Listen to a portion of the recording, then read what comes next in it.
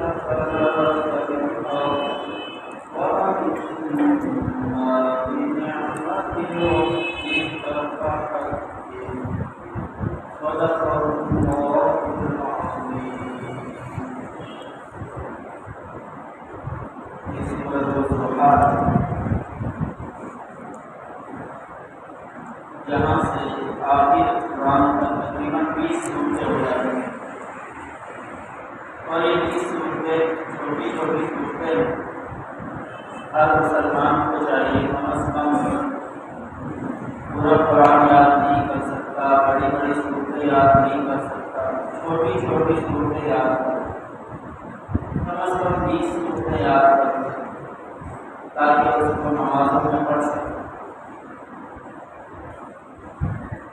اور یاد کرنا بھی کوئی اتنا مشکل کام نہیں ہے، کیونکہ قرآن کا معجزہ ہے کہ اگر انسان یاد کرنے پر آئے تو قرآن یاد کر لے۔ یہ اللہ کا کلام ہے، اللہ نے اس کو آسان بھی رکھا ہے اور اللہ نے اس کو مشکل بھی رکھا ہے۔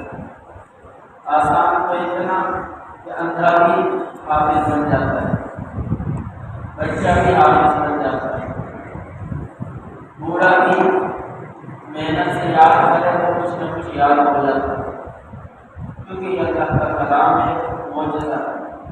کوئی کتاب اتنی موٹی دنیا کی انسان یاد نہیں کر سکتا، لیکن یہ اللہ کا کلام ہے کہ 30 سپارے ہیں، 6666 آیتیں یاد ہو جاتی ہیں۔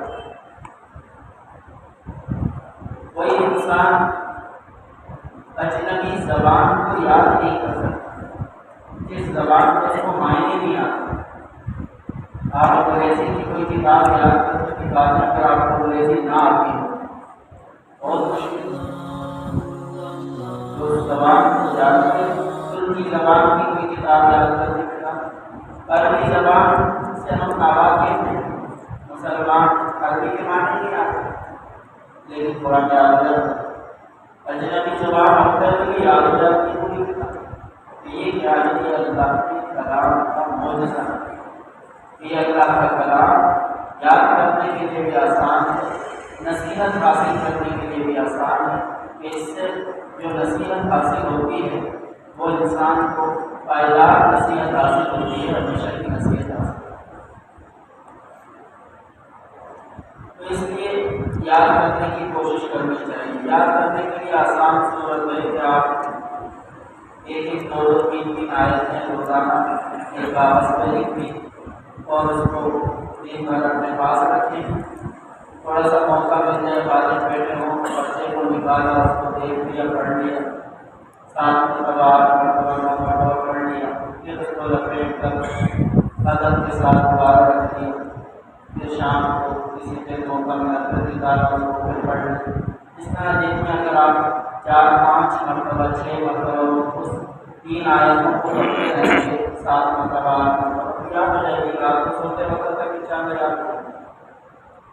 اگلے دن اگلی 3 آیتیں اس طرح لکھ کر اپنے پاس رکھیں اور اس کو یاد کریں. پورا 2 آیتیں تک یاد کریں 3 آیتیں تک یاد کریں تو انشاءاللہ اس طرح یہ چھوٹی چھوٹی صورتیں انشاءاللہ یاد کریں. اللہ تبارک و تعالیٰ ہم سب کو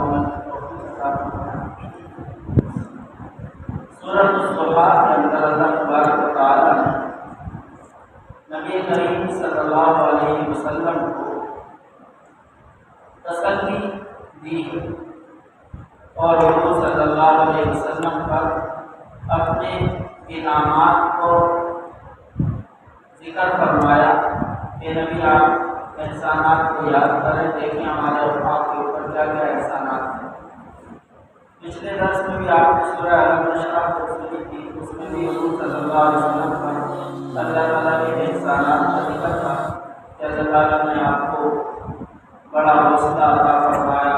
اللہ تعالیٰ نے آپ کو بلند تذکرہ عطا فرمایا. اللہ تعالیٰ نے آپ کی شان کو اونچا کر دیا آپ کے بوجھ کو اتار دیا.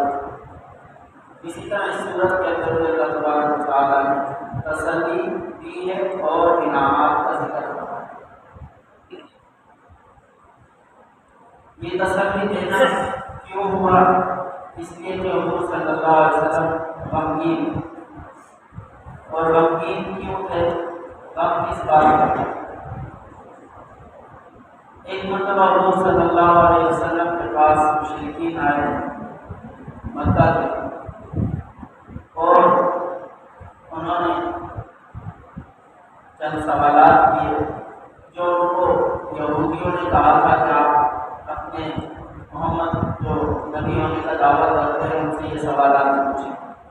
ان سوالوں کا جواب کوئی نبی ہی دے سکتا ہے، عام انسان نہیں دے سکتا. وہ سوال کیا تھے؟ ایک سوال تھا اصحاب کہف کے بارے میں کہ وہ جو باغ والے تھے جو 309 سال تک سوتے رہے ان کا ذرا قصہ بتاؤ ہمیں کیا تھے، کون تھے.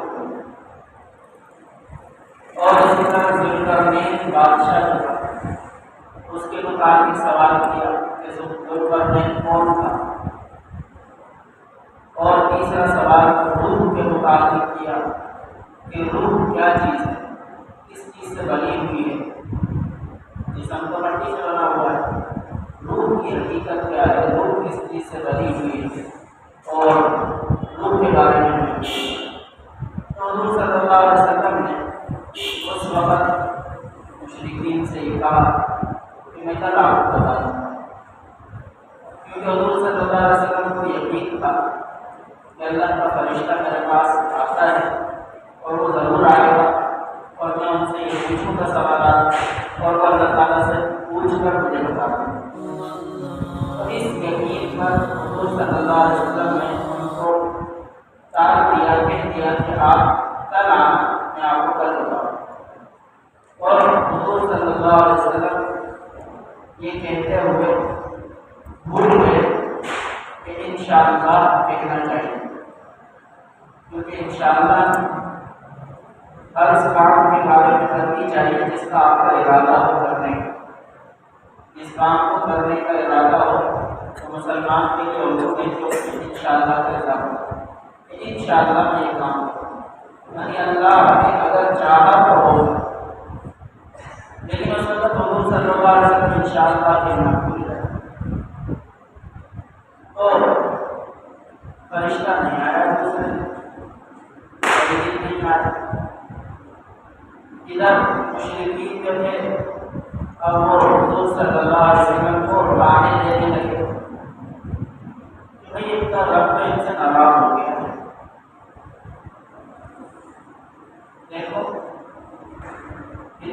ہو گئے اس کا رب نے کچھ بتا ہی نہیں ناراض ہو گئے. تو پھر اللہ تبارک و تعالیٰ نے سورۃ الضحیٰ نازل فرمائی. اس سے پہلے سورۃ کہف کی وہ آیت بھی نازل فرمائی جس میں آیا ہے وَلَا تَقُولَنَّ لِشَيْءٍ إِنِّي فَاعِلٌ ذَلِكَ غَدًا إِلَّا أَن يَشَاءَ اللَّهُ. کہ آپ ہرگز کسی کام کے بارے میں یہ نہ کہا کریں کہ میں کل کر دوں گا مگر اس کے ساتھ انشاءاللہ ضرور کہا کریں. یہ حضور صلی اللہ علیہ وسلم کو تنبیہ فرمائی، تعلیم دی گئی اور ان کے واسطے سے پوری امت کے لیے تعلیم ہے کہ ہم سب مسلمانوں کو اس کا اہتمام کرنا چاہیے کہ ہم جب بھی کسی کام کے بارے میں کہیں کہ یہ کل کروں گا تو اس کے ساتھ انشاءاللہ قدم بڑھانا چاہیے. اس صورت میں اللہ تبارک و تعالیٰ نے حضور صلی اللہ علیہ وسلم کو تسلی دی. اسی طرح ایک واقعہ یہ بھی ذکر کیا محدثین نے. ایک مرتبہ حضور صلی اللہ علیہ وسلم بیماری کی وجہ سے 2-3 راتیں عبادت کے لیے اٹھ نہ سکے. تہجد جب نہ اٹھ سکے تو ایک عورت جو تھی وہ کہنے لگی کہ محمد پر جو شیطان آتا تھا لگتا ہے وہ شیطان ناراض ہو گیا ہے اور اس نے کچھ چھوڑ رکھا ہے. یہ کہنے والی عورت تھی ابو لہب کی بیوی چچی، جس میں نے بتایا تھا حضور صلی اللہ علیہ وسلم کو تو رشتے داروں سے بھی پہنچے. نبوت کی دعوت کرنے کے بعد رشتے داروں سے بھی دکھ پہنچے. تو یہ چچی تھی